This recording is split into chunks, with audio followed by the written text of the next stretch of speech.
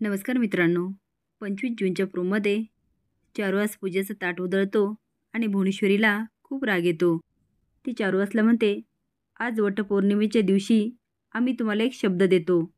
एक दिवस असा येईल की तुम्ही स्वतःच्या हाताने आम्हाला पूजेचं ताट करून द्याल. दुर्गी आणि चंची अक्षराला लपून बघत असतात, पण अक्षरा काय पडत नाही. दुर्गी चिडून म्हणते, तो दगड ना तिच्या वाटेत येईनासा झालाय. आता बघ मी काय करते.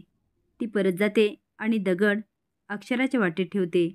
अक्षरा अगदी आनंदाने दोरा गुंडाळत वडाला फेऱ्या मारत असते. आता मात्र तिच्या वाटेत तो दगड येतो आणि अक्षराचा त्याच्यावरून तोल जातो. ती पडणार म्हणून चंची आणि दुर्गी मोठ्याने हसायला लागतात. पण तोपर्यंत अधिपती तिथे पोचलेला असतो. अक्षरा पडणार तोच अधिपती तिला अलगद झेलतो. आता मात्र पुन्हा एकदा चंची आणि दुर्गीचा चांगला डाव फसतो. अक्षरा आणि अधिपती प्रेमाने एकमेकांकडे बघत असतात. असेच नवीन अपडेट जाणण्यासाठी लाईक आणि सबस्क्राईब करा. धन्यवाद.